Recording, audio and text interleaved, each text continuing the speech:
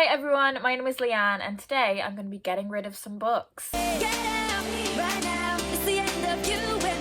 I absolutely love an unhaul video. I love hearing about the reasons why people want to get books off their shelves just as much as the haul videos where I find out why they want the books coming onto their shelves. I'm actually going to be moving bedrooms soon. Still staying in the same house in London. I'm just going to be moving into a slightly bigger bedroom. Or to be honest, maybe they're roughly the same size, but like the storage in this room is just like a little bit better. There are some gorgeous bookshelves which I'm very excited to get my hands on and display all of my books on. But getting ready for moving all of my stuff across the hallway into the new room presented a very good opportunity to go through my shelves and also the books that I have stored in various boxes and suitcases and figure out what I wanted to get rid of. I'm not going to go through these in any sort of particular order, just kind of the order that they're in this pile of books. Kicking things off with All This Has Nothing to Do With Me by Monica Cibolo. I read this book last year and this is a book about a love affair that is told in quite a unique way. It's told through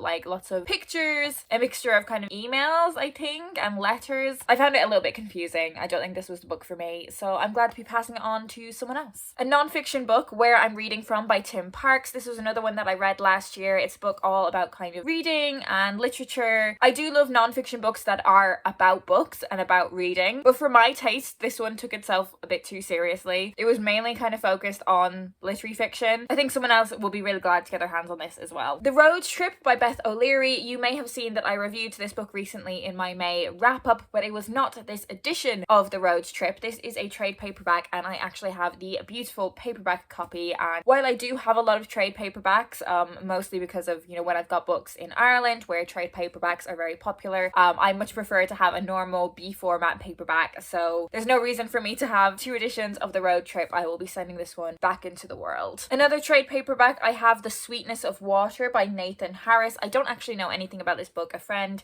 who works at another publisher gave this to me, but I actually don't think I'm ever going to get around to reading this. So again, back into the world. This one I'm slightly reluctant to let go of, and that is 100 Poets, a Little Anthology by John Carey. This one was sent to me by the publisher, and this is described as an anthology of the greatest poems from some of the greatest poets of all time. But I don't actually love poetry anthologies. I much prefer single collections by singular poets. I think it's a really nicely put together book. I think it's a really nice hardback, but I'm just not sure if I'm ever going to gravitate towards a poetry anthology as opposed to a singular collection. I don't know guys, what do you think? Should I keep this one or should I get rid of it? Next, I'm getting rid of Sylvia by Leonard Michaels. This has been on my TBR for quite a long time now. It's a semi-autobiographical novel about a writer. It's set in the 1960s. I just feel like this might be a bit too literary for my current tastes. The Beach Hut and Lily's House, both by Cassandra Parkin. I've read a short story collection from Cassandra Parkin in the past and I really enjoyed it, but I just haven't found myself being drawn to her novels. I've looked at them on my shelves so many times and I just never feel enthusiastic to pick them up. And ultimately they're not doing any good. They're not fulfilling their purpose if they're just sat on my shelves not being read. So I would rather send them back into the world for someone to enjoy them both. Perfect by Rachel Joyce. I have really enjoyed so many books from this author, but this was another book where I just found myself with very little enthusiasm to pick it up. You're most likely to know this author from The Unlikely Pilgrimage of Harold Fry. I'd read that book, I'd read The Love Song of Miss Queenie Hennessy, and I read The Music Shop. As I said, I enjoyed all of those books, but this is actually the book that has been on my TBR for the longest time, and I have no intentions of picking it up anytime soon, so it's better off in someone else's hands. Next I have Charlotte Bronte, A Life by Claire Harmon. This is a biography all about the author, Charlotte Bronte, known for multiple novels, but most notably Jane Eyre. I picked this one up a few years ago when I was in this real mood of picking up lots of biographies about famous female writers, and I still do have a lot of biographies about these figures on my shelves. This is quite a lengthy book with quite short font,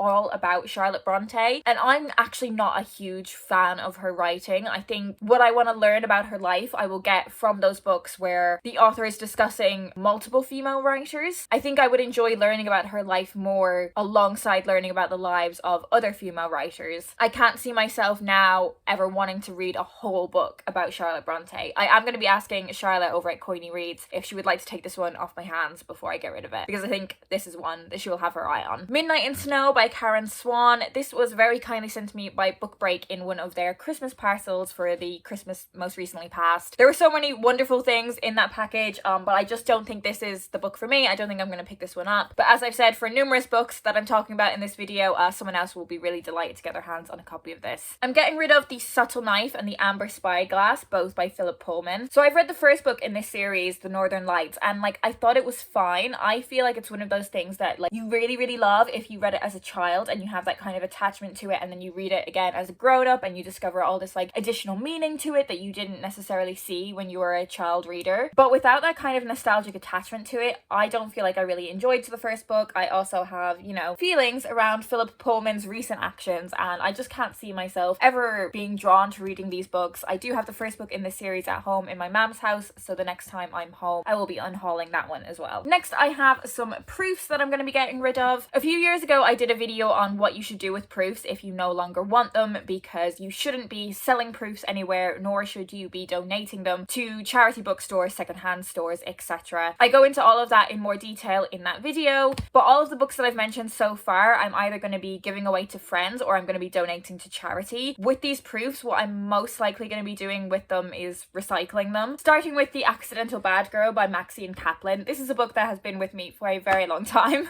I think this book has been with me for maybe like 6 years. It was originally passed on to me from Aoife, who read and reviewed it, and I think if I'd actually got round to reading it at that time I would have really enjoyed it, but I tried to give this a read earlier this year and I didn't finish it. Based on this proof cover, it looks like something that I would absolutely love, but I think I just didn't really gel with the writing style of it. The Listeners by Jordan Tannahill. This is one that I read last year. It was a novel that I had a lot of thoughts on. I'm glad that I read it, but it's not something that I'm ever gonna return to, so don't feel the need to keep hold of it. We Had to Remove This Post by Hannah Burvoit. I read this earlier this year. I'll leave the wrap-up links to where I spoke about this book. I got a lot out of it. I just don't think it's something that I'm ever going to return to again. I also have some proofs from work which I don't need to keep hold of anymore. So very quickly running through these: When Our Worlds Collided by Danielle Girondo, Hide and Secrets by Sophie Mackenzie, Butterfly Assassin by Finn Longman, How I Saved the World in a Week by Polly Ho Yen, and The King is Dead by Benjamin Dean. I'm going to be replacing these with finished copies. And speaking of finished copies from work, there's a few books that I'm going to be returning to the office. The Marvelous Granny Jinx and Me by Serena Holly, Far from the Tree by Robin Benway, and Sweet Freak by Sophie Mackenzie. So there we have it, all of the books that I'm getting rid of today. What is your approach to unhauling? Are you someone that likes to keep hold of everything that you've read, or are you someone who, as soon as you finish it, it is out the door? I would love to know what your approach to this is. That is it from me today. I hope you guys are doing well, and I will speak to you